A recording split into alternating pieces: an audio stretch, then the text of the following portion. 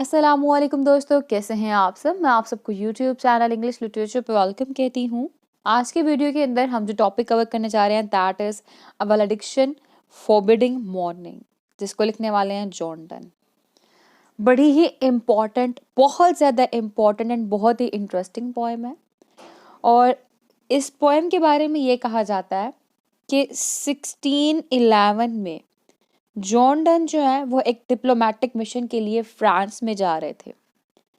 जब वो फ्रांस में जा रहे थे तो इनकी जो वाइफ थी, जिनका नाम है एन मूर डन, ठीक है, ये इनकी वाइफ का नेम है। ये बहुत ज़्यादा उदास हो रही थी, बहुत ज़्यादा सैड हो रही थी। तो इन्होंने ये पोएम अपनी वाइफ के लिए लिखी थी, जो कि एक फेयरवेल स्पीच काउंट होती है। वैलेडिक्शन कहते हैं अलविदा को, ठीक है, खुदा हाफिज को। फॉरबिडिंग यानी कि रोकना, मना करना, फॉरबिड करना। मॉर्निंग यानी कि दुख से। पोएम का मतलब है अलविदा, लेकिन तुम मातम ना करना, ठीक है, जाने का गम ना करना। ये पोएम का जो टाइटल है उसका मीनिंग है। इस पोएम के बारे में डिफरेंट क्रिटिक्स के डिफरेंट ओपिनियन है। जैसे कि एक क्रिटिक जिनका नाम है हेलन गार्डनर, वो कहती हैं कि नहीं जी, ये जॉन डन ने अपनी वाइफ के लिए नहीं लिखा, बल्कि ये एक लवर का अपने बिलवड के लिए मैसेज है। यानी डिफरेंट क्रिटिक्स के डिफरेंट ओपिनियन हैं इस पोएम को लेकर, लेकिन मोस्ट ऑथेंटिक वन यही है कि 1611 में जॉन डन फ्रांस में जब जा रहे थे, जो मैंने आपको बताया, तो इन्होंने अपनी वाइफ जो थी उनके लिए ये एक स्पीच यानी कि काइंड ऑफ फेयरवेल स्पीच हम उसको कह सकते हैं, ये पोएम लिखी थी, जो कि पब्लिश्ड कब हुई, जैसे कि बाकी पोएम जॉन डन के डेथ के बाद पब्लिश हुई थी, ये भी उनकी डेथ के बाद पब्लिश हुई थी। तो टाइम को वेस्ट किए बगैर जो हमारी लाइन बाय लाइन एनालिसिस है वो हम करते हैं शुरू। फर्स्ट स्टेंजा है, as virtuous men pass mildly away। virtuous men नेक आदमी, नेक लोग। कहते हैं जो नेक लोग होते हैं ना, वो जेंटली, सॉफ्टली, आहिस्ता आहिस्ता से चले जाते हैं इस दुनिया से। आहिस्ता आहिस्ता मतलब क्या है? मतलब पीसफुली, वो सुकून के साथ जाते हैं, उनकी मौत का पता भी नहीं चलता। इवन के जो इनके इर्द गिर्द के लोग होते हैं ना, उनके दोस्त हो गए, उनके रिलेटिव्स हो गए, वो भी इनके डेथ के बारे में श्योर नहीं होते कि इस पर्सन की डेथ कब हुई। क्यों क्यों क्योंकि वो तो इतना पीसफुल था, इतना सुकून में था, रिलैक्स्ड था, अभी बैठा हुआ था और अभी उसकी डेथ होगी। कैसे डेथ हुई पता ही नहीं लगता, ठीक है। कुछ तो कहते हैं इनकी तो डेथ ही नहीं हुई, तो जिंदा है, और कुछ कहते हैं नहीं ये मर चुके हैं। तो वही यहाँ पे कहता है एज virtuous men पास माइल्डली अवे, कि जो नेक आदमी होते हैं ना, वो सॉफ्टली सॉफ्टली उनकी रूह जाती है। And whispers to their souls to go, कहते जब उनके सोल से कह दिया जाए ना कि तुम्हारे जाने का वक्त आ गया, अब तुम चले जाओ, तो उनकी रूह चले जाती है। मतलब सुकून से, कोई तकलीफ नहीं देती उनकी बॉडी को, विदाउट गिविंग एनी पेन उनकी सोल जो है वो डिपार्ट कर जाती है। फिर कहते हैं while some of their sad friends do say, कहते हैं कुछ उनके जो सैड फ्रेंड्स होते हैं, उदास दोस्त होते हैं, जो उनके रिलेटिव्स होते हैं, वो क्या कहते हैं, the breath goes now and some say no. कुछ कहते हैं इनकी डेथ हो चुकी हुई है, ब्रेथ गोज नाउ यानी कि डेथ हो चुकी है। नेक आदमी जो होते हैं उनके दोस्त कहते हैं, लेकिन कहते हैं एंड सम से नो, कुछ कहते हैं नहीं, अभी तो डेथ नहीं हुई। यानी इतनी पीसफुली उनकी डेथ होती है कि इनके पास बैठे लोगों को भी पता नहीं लगता कि उनकी डेथ हुई है कि नहीं हुई, और किस वक्त हुई है, अगर हुई है तो। यानी फर्स्ट स्टेंजा के अंदर हम लोगों को एक डाइंग मैन की जो है ना इमेजरी दिखाई गई हुई है, इमेज क्रिएट किया गया हुआ है कि एक नेक आदमी की डेथ कैसे हो रही है, और जो लोग बैठे उसके इर्द गिर्द वो क्या कह रहे उस नेक आदमी की डेथ के बारे में। यानी हमारे पास जो फर्स्ट स्टेंजा है उसके अंदर ही थीम ऑफ डेथ आ गया। और अगर फर्स्ट स्टेंजा की राइम स्कीम देखी जाए तो ए है, यानी कि अवे का हमने ए मार्क कर दिया। गो, अवे के साउंड से नहीं मिल रहा, हमने बी मार्क कर दिया। से, ये अवे के साउंड से मिल रहा है, हमने अगेन ए मार्क कर दिया। नो, ये गो के साउंड से मिल रहा है, हमने इसको बी मार्क कर दिया। तो राइम स्कीम हमारे पास हो गई ए बी ए बी। तो अब नेक्स्ट स्टेंजा देखते हैं। उसमें कहते हैं so let us melt and make no noise. Let us melt, melt मतलब सेपरेट होना यहाँ पे बात कर रहा है। कहता है चलो हम भी पार्ट कर लेते हैं, हम भी एक दूसरे से दूर होते हैं, हमने कोई नॉइज नहीं क्रिएट करनी इसके ऊपर, यानी हमने रोना धोना नहीं है, हमने दुख भरी आवाज़ें नहीं निकालनी है, हमने गम नहीं करना है। क्योंकि अगर हम रोएंगे गम करेंगे तो इससे जो हमारी मोहब्बत है उसके बारे में लोगों को पता लग जाएगा, और हम लोगों ने हमारी मोहब्बत के बारे में लोगों को नहीं बताना, क्योंकि इससे जो हमारी जॉय है, जो खुशियां हैं वो स्पॉयल हो जाएंगी। जैसे कि लाइन देखे कहता है सो लेट अस मेल्ट, चलो हम भी पार्ट होते हैं, हम भी सेपरेट होते हैं, हम अलग होने लगे हैं। एंड मेक नो नॉइस, और इस पे हमने कोई शोर नहीं करना। No tear floods no sigh tempests move, कहते हैं कोई भी हम लोगों ने दुख भरी आवाज़ें नहीं निकालनी, हम लोगों ने आंसू नहीं निकालना। ट्रेयर प्रोफेनेशन ऑफ ओवर जॉयस, प्रोफेनेशन कहते हैं स्वेयर काइंड ऑफ इंसल्ट को, बेइज्जती को, बेइज्जती जिसे कहते हैं हम लोग। कहता है हम लोगों ने हमारी जो जॉयज हैं उसको स्पॉयल नहीं होने देना, उसकी इंसल्ट नहीं होने देनी। To tell the laity of our love, कि हम लोग जो हमारे मोहब्बत है उसके बारे में लोगों को बताएं, यानी कि हम लोग हमारी मोहब्बत के बारे में लोगों को नहीं बताने वाले।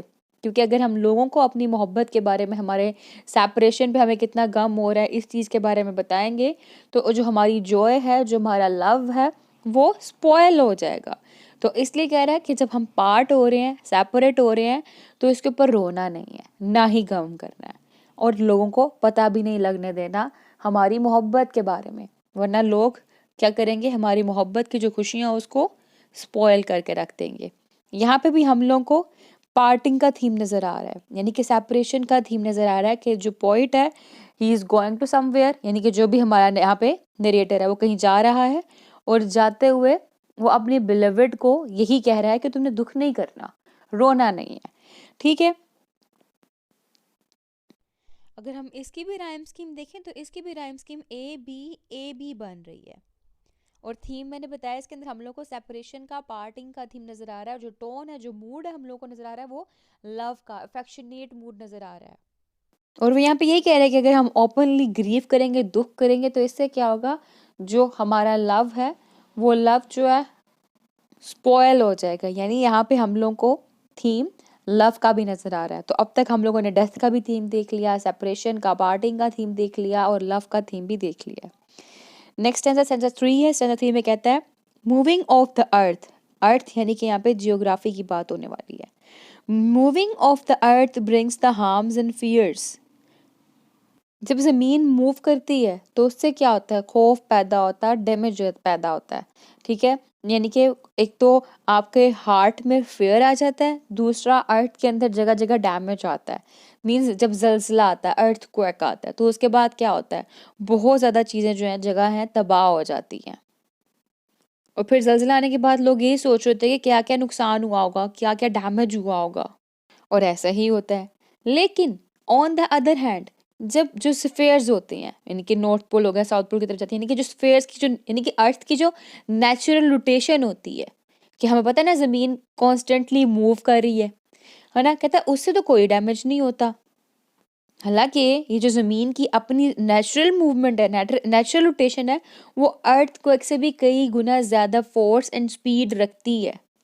तो यहाँ पे यही कहा जा रहा है कि moving of the earth brings harms and fear, कि जब अर्थ के अंदर, अर्थ को कहता है ज़मीन जो है वो मूव करती है, तो उससे हार्म और फेयर्स पैदा होते हैं, डैमेज क्रिएट होता है। Man reckon what it did and mean, कि जो लोग होते हैं वो सोच रहे होते हैं कि ये क्यों हुआ है, ये जल्जिला क्यों हुआ है, और जो जल्जिला जो हुआ है इससे क्या क्या नुकसान हुए होंगे। रेकन मतलब काउंट करना। फिर उसके बाद है बट ट्रिपुटेशन ऑफ द स्फेयर्स, अब क्या है, लेकिन कहता है ट्रिपुटेशन, कहते हैं यहाँ पे बेसिकली स्फेयर्स की जो मूवमेंट होती है उसके बारे में बात की जा रही है, कि जो फेयर है वो स्फेयर की मूवमेंट से कैसे क्रिएट होता है, कि जो अर्थ है उसके अंदर नेचुरल मूवमेंट हो रही है, नेचुरल रोटेशन हर टाइम हो रही है, वो बहुत ज़्यादा पावरफुल है। दो ग्रेटर फॉर इज इनोसेंट, कहते हैं कि वो जो पावरफुल, क्या कहते हैं उसको, रोटेशन को, कि जो रोटेशन है ना, जो अर्थ रोटेट करिए नेचुरली, कहती अर्थ की नेचुरली रोटेशन जो है वो अर्थ क्वेक से भी ज़्यादा पावर रखती है, लेकिन इससे कोई भी नहीं डरता, ये किसी को भी नुकसान नहीं पहुंचाती, ये हार्मलेस है। तो यहाँ पे स्टैंजा 3 के अंदर जो नेचुरल मोशन है अर्थ की वो और अर्थक्वेक को, इन दोनों को कंपेयर किया गया है और इससे कंक्लूजन ये निकाला गया है कि जो नेचुरल रोटेशन है अर्थ की वो ज़्यादा पावरफुल है अर्थक्वेक से, लेकिन वो किसी को भी नुकसान नहीं पहुंचाती। इसी तरह से जो ट्रू लवर्स होते हैं ना, उनकी जो पार्टिंग होती है, यानी जो सच्चे प्यार करने वाले होते हैं, जब वो अलग हो रहे होते हैं ना, ये क्या होता है, दोनों के लिए मुश्किल होता है, लेकिन ये दोनों को नुकसान नहीं पहुंचाता है, एक्चुअली में हार्मलेस होता है। तो यहाँ पे इसने कंसीट यूज़ की है, अपने आप को कंपेयर किया, अपने लव को कंपेयर किया अर्थ की नेचुरल मूवमेंट के साथ, नेचुरल रोटेशन के साथ। और इस कंसीट का यूज़ करके पोइट अपने बिलवेट को यही कह रहा है कि जैसे अर्थ की नेचुरल रोटेशन जो है वो ज़्यादा पावर रखती है और किसी को भी नुकसान नहीं पहुंचाती, किसी को भी खौफ नहीं दिलाती, बिल्कुल वैसे ही हमारी पार्टीशन जो है, क्योंकि हम सच्चे प्यार करने वाले, हमारी पार्टीशन जो है वो बहुत ज़्यादा हार्ड है, मुश्किल है, लेकिन ऑन द अदर हैंड ये दोनों के लिए हार्मलेस है, दोनों को नुकसान नहीं पहुंचाएगी।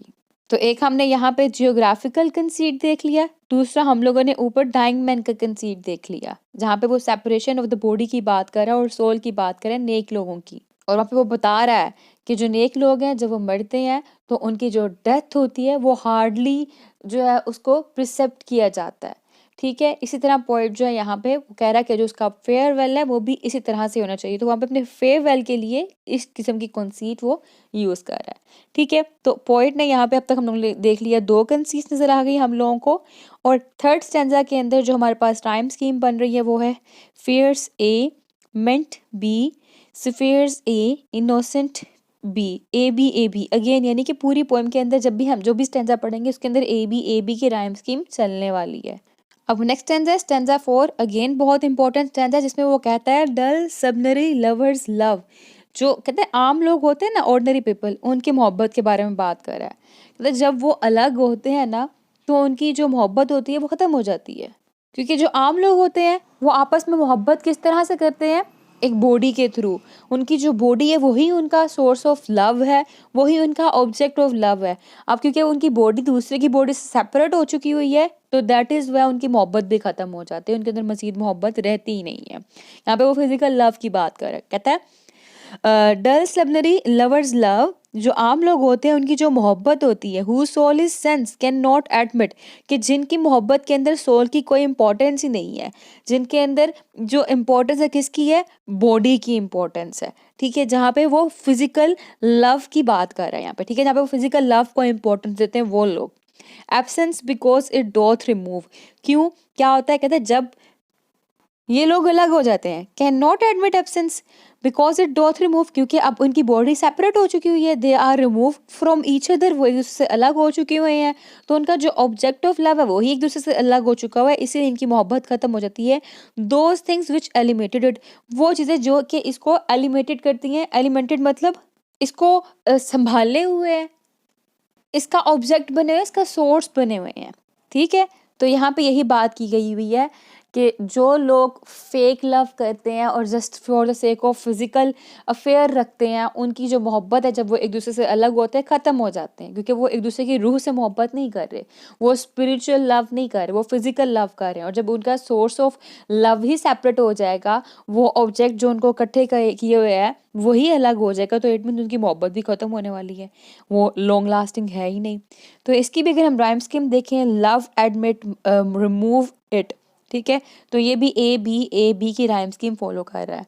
अब देन है हमारे पास नेक्स्ट स्टैंजा 5, उसमें कहता है but we by a love so much refined, यहाँ पे ये स्पिरिचुअल लव का कॉन्सेप्ट देने वाला है, जिसमें कह रहा है कि हमारी मोहब्बत इतनी रिफाइंड है, हमारी मोहब्बत इतनी अच्छी है कि हम लोगों को फिजिकल सेपरेशन मैटर ही नहीं करती, that our self know not what it is, कि हम लोगों को पता ही नहीं, हम लोगों को फ़र्क ही नहीं पड़ता फिजिकल सेपरेशन से, क्योंकि हमारे लिए जो फिजिकल प्लेजर है वो मैटर नहीं करता, हमारे लिए स्पिरिचुअल लव मैटर करता है, क्योंकि हम लोगों को पता है कि हम दोनों एक दूसरे की रूह से मोहब्बत करते हैं। कहता है आगे से inter assured of mind, careless eyes lips and hands to miss, कहता है मुझे कि हम लोगों को एक दूसरे के ना हाथ ना लिप्स ना आईज किसी चीज़ की फ़र्क नहीं पड़ता, किसी चीज़ से हम लोगों को मोहब्बत नहीं, अगर मोहब्बत है तो हम लोगों के से एक दूसरे की मोहब्बत से मोहब्बत है। हाँ, हमें एक दूसरे की आंखें, होंठ, एक दूसरे के हाथ सब पसंद है, लेकिन जब ज़्यादा मोहब्बत किस चीज़ से है, एक दूसरे की सोल से मोहब्बत है। हम सेपरेट हैं फिर भी हम साथ हैं, क्योंकि हमारी रूह एक दूसरे के साथ है। हम दूर रह के भी एक दूसरे को पसंद करते हैं। तो physically separation is not a big deal for us, हमारे लिए कोई बड़ी बात नहीं है, हमें से फ़र्क नहीं पड़ने वाला। तो इसलिए यहाँ पे कह रहा है कि जो हमारा लव है वो ऑर्डिनरी पीपल से हट के लव है, हमारा एक स्पेशल काइंड ऑफ लव है। तो स्टेना 6 में कहता है our two souls therefore which are one, कहता है इसीलिए जो हमारी दो सोल्स हैं वो एक है। क्यों? क्योंकि ये दोनों एक दूसरे से मोहब्बत करते हैं, ये दोनों अलग हो भी जाए तो ये फिर भी साथ साथ हैं, क्योंकि इनका रिश्ता सोल का है। ठीक है, दो I must go endure not yet. तो यहाँ पे कह रहा है क्योंकि हम लोग एक दूसरे से स्पिरिचुअली लव करते हैं, तो इसीलिए अगर हम लोग फिजिकली सेपरेटेड भी हो जाएं, अलग भी हो जाएं, तो हम में से किसी के ऊपर भी कोई फ़र्क नहीं आने वाला। वजह क्या है? अगेन क्योंकि they both are united by souls, इनकी सोल जो है वो एक ही सोल है। फिर कहते हैं a breach but an expansion like gold to airy thinness beat. अब यहाँ पे अपने लव को ये बीटन गोल्ड के साथ कंपेयर कर रहा है। अगेन हमारे पास यहाँ पे गोल्ड बीटन जो है ना उसकी कंसीट आ गई है, और ये कह रहा है कि अगर हम सेपरेट हो भी जाते हैं तो उस सेपरेशन में क्या होता है, जो हमारी सिंगल सोल ऑफ लव है ना ये एक्सपैंड हो जाती है like a piece of gold beaten into a thin larger size. यानी जब सोने के ऊपर हैमर मारा जाता है तो सोना एक्सपैंड होता है, ठीक है, वो बढ़ता जाता है बढ़ता जाता है। बिल्कुल वैसे ही, क्योंकि hammer is a painful thing, सोने को थोड़ा मारो तो वो थोड़ा तो वजन लगाता है ना, जोर लगाता है अपना। बिल्कुल वैसे ही इनके सेपरेशन भी एक पेनफुल थिंग ही है। लेकिन वो कह रहा है कि जब हम सेपरेट होते हैं ना तो इसका मतलब क्या है, क्योंकि हमारी रूह है, हमारी रूह एक दूसरे के साथ जुड़ी हुई है। हम सेपरेट हो रहे हैं तो एक रूह अगर इस कॉर्नर पर खड़ी है तो दूसरी वहां पर जा रही है, इट मीन्स ये एक ही सोल है जो कि फैलती जा रही है फैलती जा रही है। इट मीन्स कि हमारे लव की एक्सपेंशन होती जा रही है। तो यहाँ पे ये कह रहा है कि हमारी मोहब्बत जो है वो एक रूह की मोहब्बत है। हम दो अलग अलग रूह नहीं है, दो अलग अलग सोल नहीं है, we are the single soul. और वही सोल एक जगह यहाँ पे भी खड़ी है और वही सोल यहाँ पे खड़ी है, इट मीन्स वही सोल एक्सपैंड हो रही है, हमारी मोहब्बत एक्सपैंड हो रही है। तो ये कहा इसने स्टैंजा 6 के अंदर। अब है जी स्टैंजा 7, जो कि बहुत ज़्यादा इम्पॉर्टेंट और बहुत ही फेमस स्टैंजा है। तो वो इस स्टैंजा में कहता है कि if they be two they are two so. तो कहता है अगर उनकी सोल्स जो है वो दो नहीं, सॉरी एक नहीं है, दो है, तो ये किस तरह के हैं? As stiff twin compasses are two. तो ये किस तरह के हैं? ये एक कैंपस की तरह के हैं। आपने ज्योमेट्री यूज़ की होगी, ज्योमेट्री के अंदर ऐसे ऐसे यहाँ पे इस तरह से पोल जुड़ा होता है और ऐसे से निकला होता है, ठीक है, इसका एक नोक होता है और इसका एक नोक होता है। इस तरह की आपने चीज़ देखी होगी, इसको हम लोग कैंपस कहते हैं। तो यहाँ पे वो अपने आप को कैंपस के दो लेग्स के साथ कंपेयर कर रहा है। इवन अपने आप के लव को वो कैंपस के साथ कंपेयर कर रहा है, अपने आप को कैंपस के साथ कंपेयर कर रहा है। कहता है कि अगर हम लोग एक सोल नहीं है, हम लोग अगर दो सोल है, तो हम लोग क्या है? हम कैंपस की दो लेग्स की तरह के हैं। अब ये देखें, ये सेंटर से जुड़ी हुई है, ऐसे ही है ना कैंपस। हालांकि इसकी एक लेग यहाँ पे है, एक लेग यहाँ पे है, सेपरेट है, लेकिन इसका जो सेंटर है, जो मेन पॉइंट है, वो आपस में फिक्स्ड ही है। ये वाला जो लेग है, अगर ये इस जगह पे फिक्स्ड है तो ये जहाँ पे भी जाए, पूरी दुनिया में जहाँ भी ये घूम कर आए, ठीक है, लेकिन रहेगा तो इसके साथ ही ना, क्योंकि ये सेंटर अपने मेन पॉइंट से ही जो जुड़ा हुआ है। इसलिए आप कैंपस के साथ पेज के ऊपर सर्कल बनाते हैं, तो आपने देखा होगा कि उसके सेंटर एक पॉइंट जो है वो बीच में पेज के है, दूसरा पॉइंट उसी पॉइंट के इर्द गिर्द घूम रहा है, लेकिन कैंपस का जो पीछे वाला हिस्सा है वो आपस में उसी जगह फिक्स्ड है, जिसको आप अपने अंगूठे और अपने हाथ में पकड़ के घुमा रहे होते हैं, है ना, वो तो नहीं ना अलग होते।